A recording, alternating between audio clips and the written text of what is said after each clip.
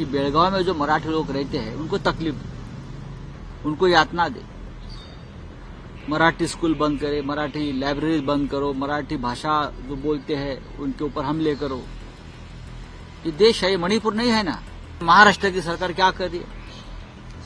महाराष्ट्र सरकार में स्वतंत्र मंत्रालय है बेलगांव के लिए, तो आपकी जिम्मेदारी बनती है कि किसी मंत्री को वहां भेजो, एकनाथ शिंदे को भेजो। मुख्यमंत्री ने खुद जाकर बेलगांव में या बेंगलोर में वहां के कर्नाटक के मुख्यमंत्री से बात करनी चाहिए। वहां 2 पत्थर गिरेंगे तो मुंबई में 10 गिरेंगे महाराष्ट्र में। यही करना है क्या? वहां 2 बस को आग लगाएंगे, यहाँ 5 बस को आग लगाएंगे महाराष्ट्र में। हमारे जो कर्नाटक के भाई है उनका यहाँ तो बड़े बड़े होटल्स है, व्यापार है, उद्योग है, तो उनके ऊपर पत्थर फेंकना है हमको ये नहीं चाहिए। कर्नाटक और महाराष्ट्र का जो इशू है, बस विवाद जो है, बस की सेवाएं जो है वो बंद कर दी गई है। इसको लेकर कल कुछ लोग हैं जो उद्धव ठाकरे जी से मिले, आपसे मिले, क्या कुछ जो है चर्चा हुई है? इसको लेकर यूपी की जो पार्टी है उसकी क्या? बेलगांव से लोग आए थे, मातोश्री पर गए, उद्धव जी को मिले, फिर शिवसेना भवन में उनको भेजा गया, हमसे भी मिले, हमारे बातचीत हो गई। गृह मंत्रालय का अधीन विषय है, न्याय प्रविष्ट है, सुप्रीम कोर्ट में मामला चल रहा है। उसके बावजूद चाहे सरकार किसकी भी हो, कांग्रेस की हो या बीजेपी, उनका रवैया ये है कि बेलगांव में जो मराठी लोग रहते हैं उनको तकलीफ दे, उनको यातना दे, मराठी स्कूल बंद करे, मराठी लाइब्रेरी बंद करो, मराठी भाषा जो बोलते हैं उनके ऊपर हमले करो। ये देश है, ये मणिपुर नहीं है ना। मणिपुर में यही तो चल रहा है। क्या ये बेलगांव को मणिपुर बनाना चाहते हैं? कांग्रेस सरकार के जो वरिष्ठ नेता है, चाहे सिद्धरामैया जी हो या डी शिव कुमार जी हो, दोनों बहुत ही अनुभवी नेता है। ये दोनों नेताओं ने लोगों से बातचीत करनी चाहिए। दूसरी बात, महाराष्ट्र की सरकार क्या कर रही है? महाराष्ट्र सरकार में स्वतंत्र मंत्रालय है बेलगांव के लिए, तो आपकी जिम्मेदारी बनती है कि किसी मंत्री को वहां भेजो, एकनाथ शिंदे को भेजो।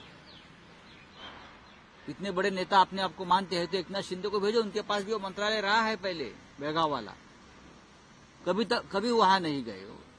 मुख्यमंत्री ने खुद जाकर बेलगांव में या बेंगलोर में वहां के कर्नाटक के मुख्यमंत्री से बात करनी चाहिए।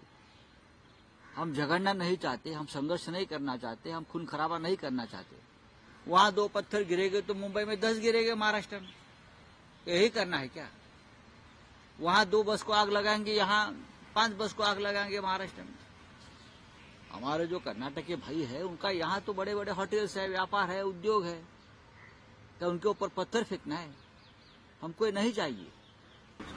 ये देने का उन्होंने ऐलान किया है, कैसे देखते हैं इस पुरस्कार को? क्या देखना है?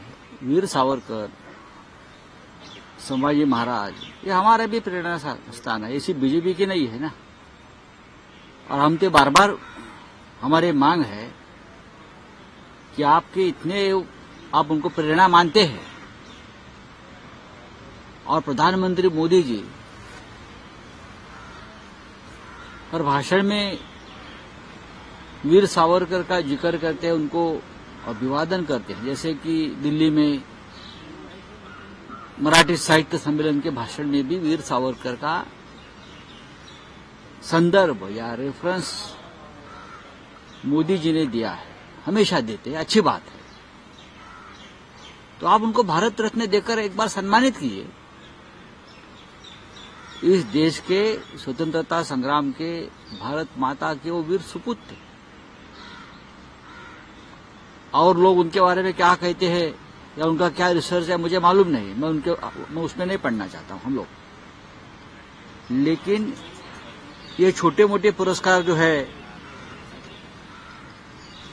तो एक बार ये जो उनके बारे में सब शंकाएं ली। अब मोदी जी फ्रांस में गए और जहां वीर सावरकर जी ने ब्रिटिश के बंदी होते हुए जिस बोट से छलांग मारकर वो वहां आ गए, वो पोर्ट पर, वहां जाकर वीर सावरकर जी को नमन किया। ये ठीक है, ये आपका जो काम चलता है वो पब्लिसिटी स्टंट है, लेकिन आप प्रधानमंत्री है, सरकार आपके हाथ में है।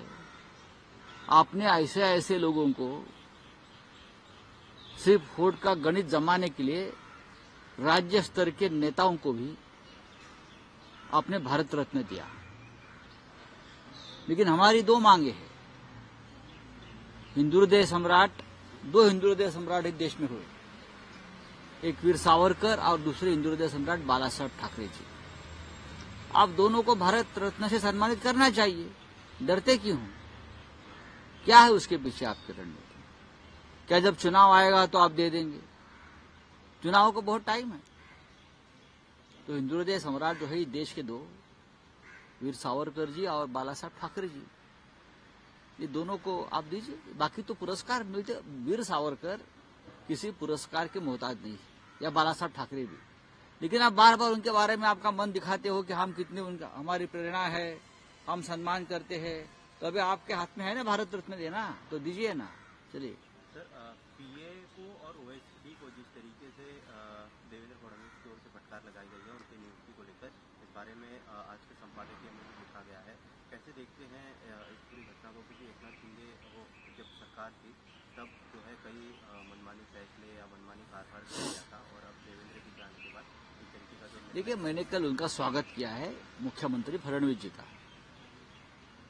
हमने स्वागत किया है कि अगर इस राज्य में मंत्रालय में भ्रष्टाचार करने में एक रैकेट है, उस रैकेट में मंत्रियों के ओएसडी और पीए शामिल है, ये मुख्यमंत्री का ऑब्जर्वेशन है देवेंद्र जी का। और उसको रोक लगाने के लिए कुछ ओएसडी और पीए को उसने नियुक्त नहीं करने दिया।